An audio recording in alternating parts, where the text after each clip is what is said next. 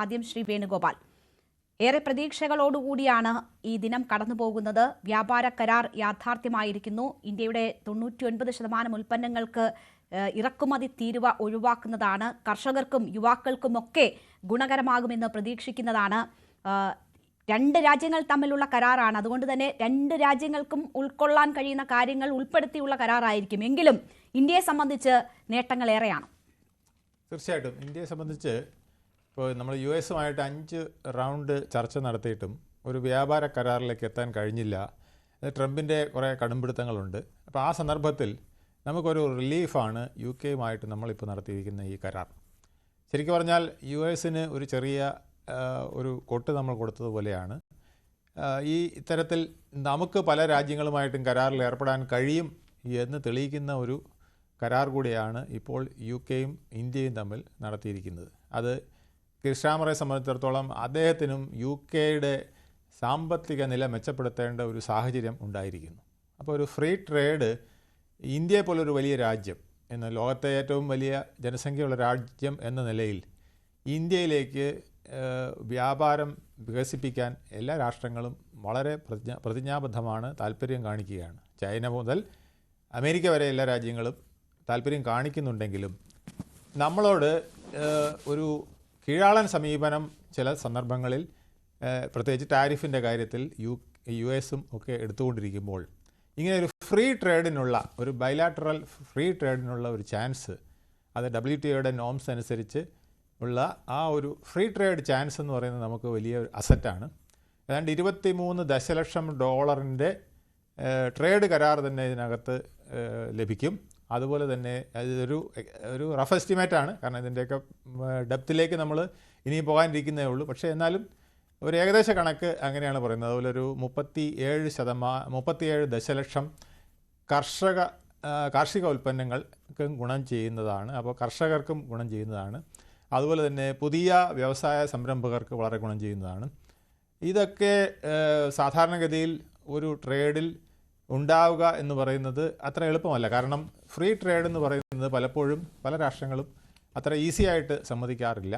അതുമാത്രമല്ല, ഇന്ത്യയുടെ free trade എന്ന് പറയുന്നത് പലപ്പോഴും നമ്മൾ ഈ സാർക്ക് കൺട്രീസ് അല്ലെങ്കിൽ ഏഷ്യയിലെ രാജ്യങ്ങളൊക്കെ മാത്രമായിട്ടാണ്, കൂടിയത് നമ്മൾ ജപ്പാനുമായിട്ടാണ് അങ്ങനെ ഒരു കരാറൊക്കെ പലതിലും നടത്തിയിട്ടുള്ളത്. അതായത് തുറന്ന ഹൃദയബന്ധമുള്ള രണ്ട് രാഷ്ട്രങ്ങൾ തമ്മിൽ മാത്രമേ ഇത്തരത്തിലുള്ള ഫ്രീ ട്രേഡുകൾ സാധ്യമാകൂ. അപ്പോൾ നമുക്ക് യൂറോപ്പിലേക്കുള്ളൊരു ഓപ്പണിംഗ് ആണ് ഈ ഫ്രീ ട്രേഡ് കൊണ്ട് ഉദ്ദേശിക്കുന്നത് എന്നാണ് ഞാൻ മനസ്സിലാക്കുന്നത്. ഇതിലെ നേട്ടങ്ങളെക്കാൾ ഉപരി ഇനി നമുക്ക് യൂറോപ്പിലെ മാർക്കറ്റുകൾ പലതിലേക്കും കടന്നു കയറാൻ ഇതൊരു ഉദാഹരണമാണ്, അല്ലെങ്കിൽ ഇതൊരു ചൂണ്ടുപലകയാണ്. UK എന്ന് പറയുന്ന ഒരു രാഷ്ട്രം യൂറോപ്പിൽ ഒറ്റപ്പെട്ട് നിൽക്കുകയാണ്. ഒരു ബ്രിക്സിറ്റ് അറിയാമല്ലോ, ബ്രിട്ടനിലെ ആ ഒരു യൂറോപ്യൻ യൂണിയനിൽ നിന്ന് അവർ വിട്ടുനിന്ന് സ്വന്തമായ ഐഡൻറ്റിറ്റി നിലനിർത്തിക്കൊണ്ടു പോകാൻ ശ്രമിക്കുന്ന ഒരു രാഷ്ട്രമാണ്. ആ രാഷ്ട്രത്തിന് മായിട്ട് നമുക്കൊരു കരാറുണ്ടാക്കാൻ കഴിയുക. അപ്പോൾ അത് യൂറോപ്പിലെ പല രാഷ്ട്രങ്ങൾക്കും അതൊരു പ്രചോദനമാകും. അതോടൊപ്പം തന്നെ US-ന് ഒരു ചൂണ്ടുപലകയാണ്. ഇന്ത്യയെ നിങ്ങൾക്ക് ഈ 5 റൗണ്ട് ചർച്ച നടന്നിട്ടും ഒന്നും എത്താൻ കഴിഞ്ഞില്ലെങ്കിൽ, അല്ലെങ്കിൽ നിസ്സാര കാര്യങ്ങൾ പറഞ്ഞുകൊണ്ട് ഇന്ത്യയുടെ മേൽ കൂടുതൽ തീരുവ ചുമത്തുന്ന ഒരു നടപടിയായിട്ട് മുന്നോട്ട് പോയാൽ ഇന്ത്യക്ക് ഒരുപാട് മാർക്കറ്റുകളുണ്ട്. ആ മാർക്കറ്റുകൾ നമ്മൾ ഉപയോഗിക്കാൻ കഴിയുമെന്നുള്ളതാണ്. അതോടൊപ്പം ഒരു കാര്യം കൂടെ ഞാൻ പറഞ്ഞിട്ട് അവസാനിപ്പിക്കാം. അതായത് നമുക്ക് ഈ സോഷ്യൽ സെക്യൂരിറ്റി കോൺട്രിബ്യൂഷൻ, അത് നമ്മുടെ ഈ ടെമ്പററി ആയിട്ടൊക്കെ പോകുന്ന ആൾക്കാർക്ക് ഒഴിവാക്കി കിട്ടും എന്ന് പറയുന്നത് വലിയൊരു കാര്യമാണ്. UK-യെ സംബന്ധിച്ചിടത്തോളം ഒരു വലിയ കാര്യമാണ്. മറ്റ് പല രാഷ്ട്രങ്ങൾക്കും ഇങ്ങനെ ഒരു എഗ്രിമെൻറ്റിൽ എത്താൻ അവർക്ക് പ്രേരണ നൽകുന്ന ഒരു ഘടകം കൂടിയാണ്. അപ്പോൾ നമ്മുടെ ആൾക്കാർക്ക് സാധാരണഗതിയിൽ ഒരു 4800 US പൗണ്ടിലൊക്കെ കൂടുതൽ സാലറി ഉള്ളവർക്ക് വലിയ എമൗണ്ടാണ് വരിക. 14%, 13%, 14% വരെ അവർക്ക് അവരുടെ ഇൻകത്തിൽ നിന്ന് നഷ്ടപ്പെടുകയാണ്. അതിന് താഴെയുള്ളവർക്കും അതിൻ്റെ കൺസിഡറബിളായിട്ടുള്ള ലോസ് വരുന്നതാണ് ഈ കോൺട്രിബ്യൂഷൻ എന്ന് പറയുന്നത്.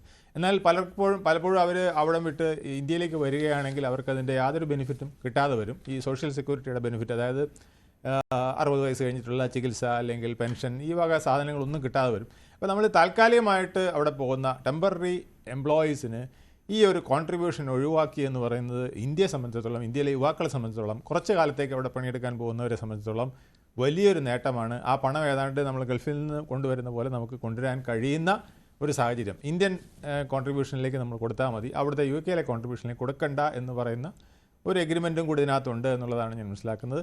അത് യൂറോപ്പിൽ ഭയങ്കര എതിർപ്പുണ്ട്, ബ്രിട്ടനിൽ ഭയങ്കര എതിർപ്പുണ്ട്. കാരണം ഇത് അവരുടെ ആ കോൺട്രിബ്യൂഷനിൽ ഒരുപാട് കുറവ് വരും എന്നൊക്കെ പറഞ്ഞ് തർക്കിക്കുന്നുണ്ടെങ്കിലും അവരുടെ പ്രധാനമന്ത്രി കീർ സ്റ്റാമർ പറഞ്ഞത് അങ്ങനെയല്ല, ഇതുകൊണ്ട് നമുക്കും നേട്ടങ്ങളുണ്ട് അവർക്കും നേട്ടങ്ങളുണ്ട് എന്നുള്ളതാണ്.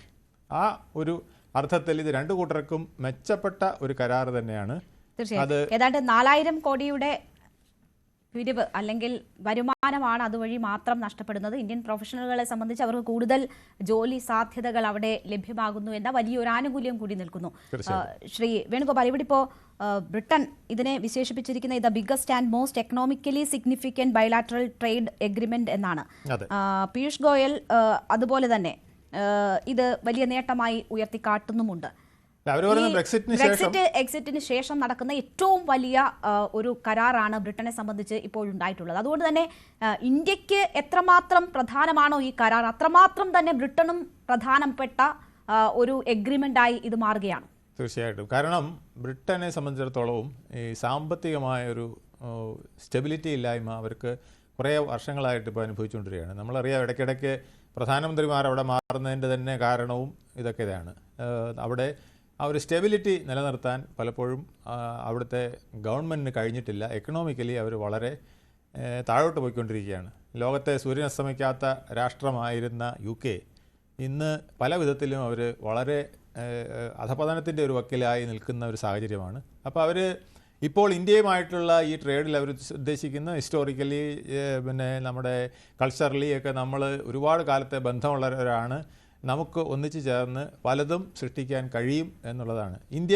ഇന്ത്യയുമായിട്ട് ഉള്ള റിലേഷൻഷിപ്പിലാണ് അവർ ഏറ്റവും കൂടുതൽ ലോകശക്തിയാകുന്നതിന് പിന്നെ അവർക്ക് കഴിഞ്ഞിട്ടുള്ളത്. അത് ചൂഷണത്തിലൂടെ ആയിരുന്നു അന്നെങ്കിൽ ഇന്ന് പരസ്പര ബഹുമാനത്തിലൂടെ പരസ്പരമായ ഉള്ള ഒരു ട്രേഡ് എഗ്രിമെൻറ്റിലൂടെ, ഫ്രീ ട്രേഡ് എഗ്രിമെൻറ്റിലൂടെ രണ്ടു കൂട്ടർക്കും ഗുണം വരുന്ന വിധത്തിലുള്ള ഒരു ട്രേഡ് എഗ്രിമെൻറ്റിലൂടെ നമുക്കത് സാധ്യമായാൽ അതൊരു പക്ഷേ വലിയ ഒരു നേട്ടം തന്നെയായിരിക്കും.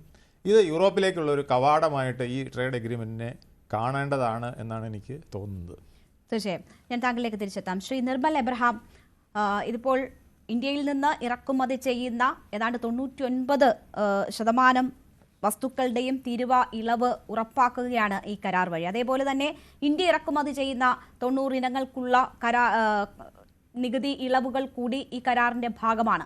അപ്പോൾ ഏറ്റവും ആദ്യം നമ്മൾക്ക് ആശങ്കയുണ്ടാവുക, ഇങ്ങോട്ടേക്ക് ഇറക്കുമതിക്കുള്ള തീരുവ കുറയ്ക്കുമ്പോൾ ഇവിടുത്തെ കർഷകരെ, ഇവിടുത്തെ വ്യാപാര മേഖലകളിൽ ഇടപെടുന്നവരെ അത് എങ്ങനെ ബാധിക്കും എന്നതാണ്. അതിൽ പീയൂഷ് ഗോയൽ നൽകുന്ന ഉറപ്പ് 44% വരുന്ന കർഷകരെയാകും ഈ കരാർ ഏറ്റവും കൂടുതൽ സ്വാധീനിക്കുക എന്നതാണ്. കാരണം ആ ഉൽപ്പന്നങ്ങൾക്ക് അവിടെ തീരുവ കുറയുന്നത് വലിയ രീതിയിലുള്ള കയറ്റുമതിക്ക് ഇട നൽകും. മാത്രവുമല്ല, ഇവിടുത്തെ കർഷകരെ നേരിട്ട് ബാധിക്കുന്ന വിഷയങ്ങളിൽ ഇന്ത്യ ഇളവ് നൽകിയിട്ടില്ല എന്ന ഒരു കാര്യം കൂടിയാണ്. എത്ര